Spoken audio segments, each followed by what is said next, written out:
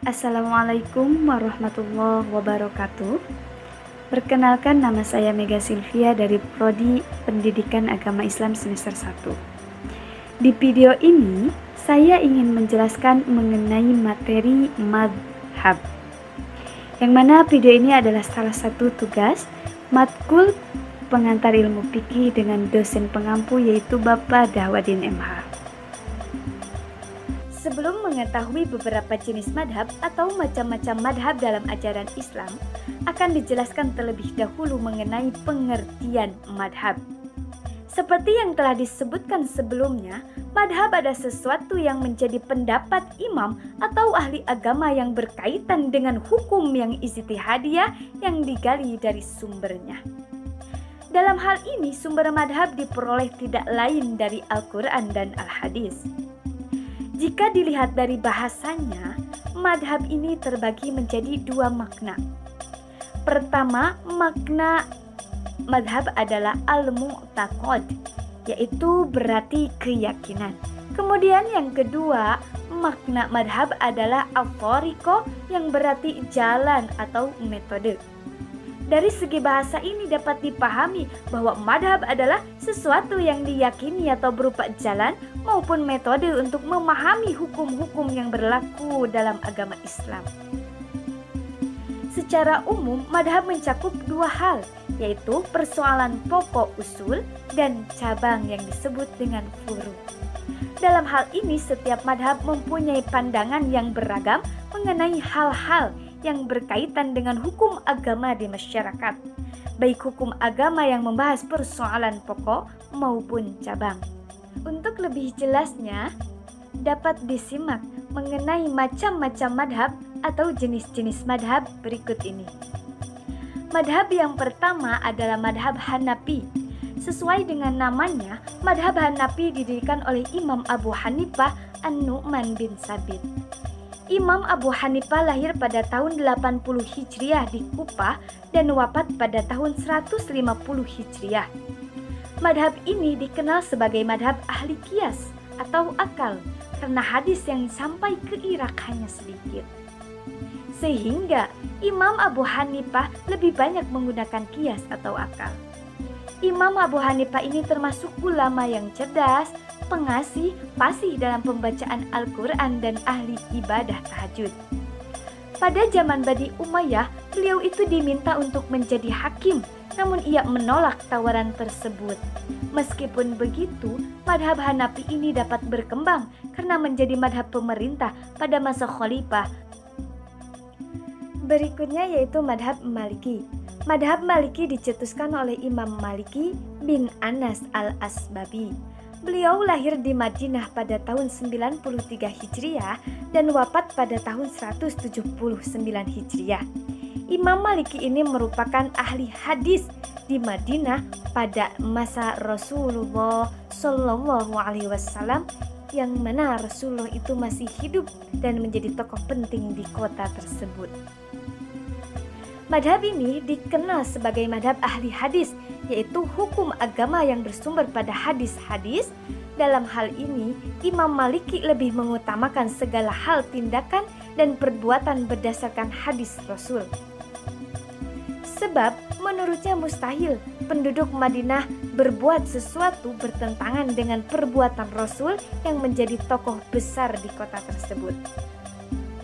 Madhab ini lahir di Madinah dan berkembang hingga ke negara lain seperti Maroko. Imam Maliki ini dikenal sangat hormat pada Rasulullah dan menjadikan junjunan dalam melakukan berbagai hal dan perbuatan di dunia.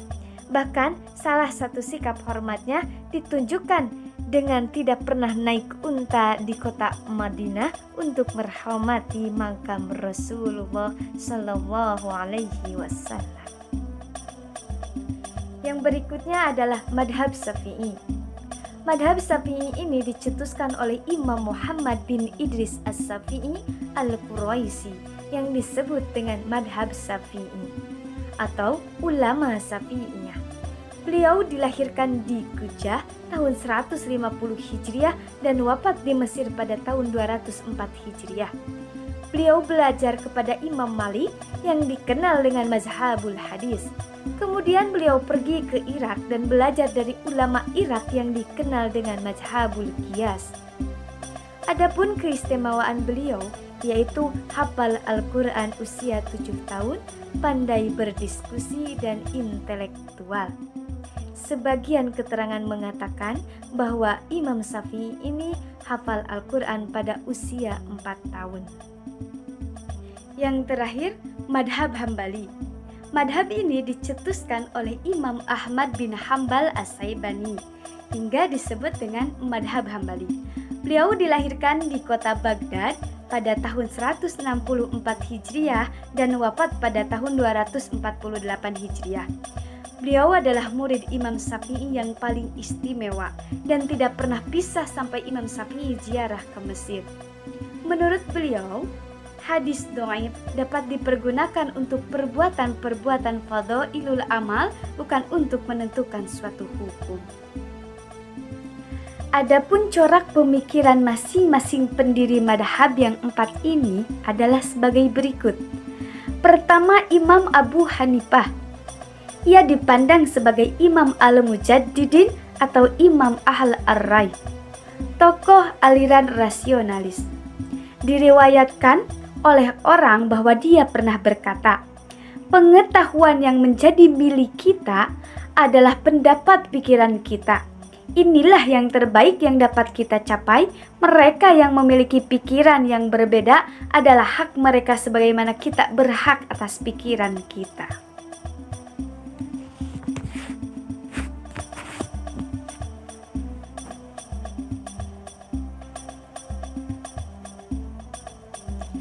Kemudian yang kedua adalah Imam Malik bin Anas, disebut sebagai Imam al-Muhafizin atau tokoh yang kuat memegang tradisi masyarakat Madinah.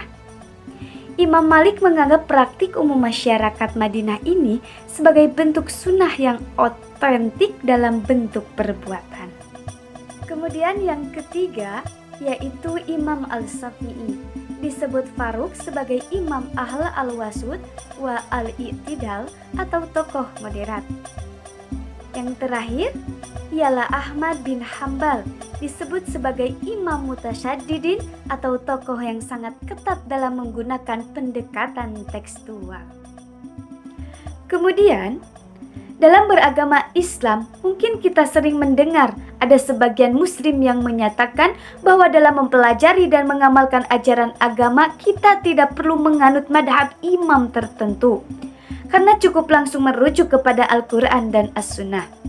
Karena kedangkalan ilmunya, maka mereka menyangka bahwa para mujtahid atau imam madhab dalam beragama itu tidak berpedoman, melanggar keduanya, atau memahami agama tanpa dalil dan tanpa metode. Maka timbullah pertanyaan, apakah dalam beragama perlu kita bermadhab dan apakah hakikat bermadhab itu? Sebelumnya kita harus mengetahui hukum bermadhab. Dalam hal ini ada perbedaan pandangan di kalangan umat Islam. Pertama, ada yang berpandangan atau berpendapat tidak wajib bermadhab. Sebagian ulama berpendapat bahwa bermadhab itu tidak wajib.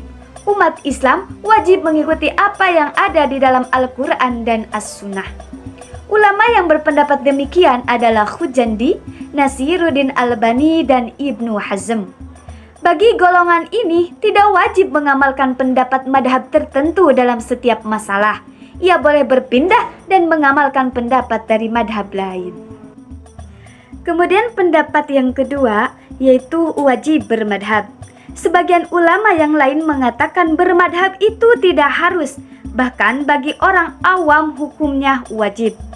Al-Amidi mengatakan bahwa orang awam dan orang yang tidak memiliki keahlian berijtihad walaupun dapat menghasilkan sebagian ilmu yang diakui yaitu mutabar dalam berijtihad, ia wajib mengikuti pendapat para mujtahid dan berpegang dengan fatwa-fatwanya.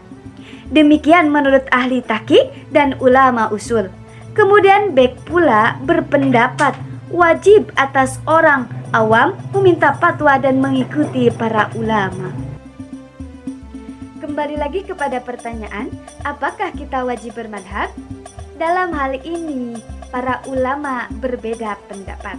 Pendapat yang pertama mengatakan bahwa wajib berpegang teguh dengan madhab imam tertentu karena ia berkeyakinan bahwa itu adalah yang benar dan wajib baginya beramal dengan apa yang ia yakini. Kemudian pendapat yang kedua mengatakan bahwa tidak wajib berpegang teguh dengan madhab imam tertentu dalam setiap permasalahan dan peristiwa yang dihadapi. Bahkan, ia boleh berpegang kepada mujtahid manapun yang dikehendaki, walaupun ia bersekukuh dengan madhab tertentu. Contohnya seperti Imam Hambali, Imam Hanafi, Imam Syafi'i, dan imam-imam lainnya. Tidak ada kewajiban untuk terus-menerus mengikutinya, bahkan membolehkan baginya untuk berpindah dari madhabnya ke madhab yang lain. Allah hanya mewajibkan untuk mengikuti ulama dan tidak mengkhususkan dengan satu imam saja tanpa imam yang lain.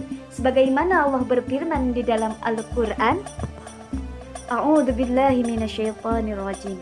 Bismillahirrahmanirrahim.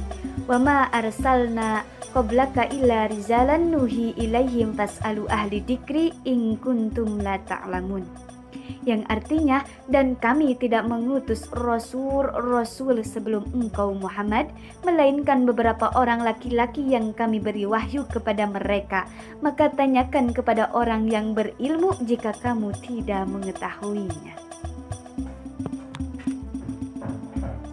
Jadi bisa dijelaskan, hukum bermadhab itu bisa jadi wajib untuk orang yang awam. Sekian yang bisa disampaikan. Mohon maaf bila ada kekurangan atau kesalahan, karena kesalahan datang dari saya pribadi dan kebenaran datangnya dari Allah Subhanahu wa Ta'ala. Semoga bermanfaat. Sekian dan terima kasih. Wassalamualaikum warahmatullahi wabarakatuh.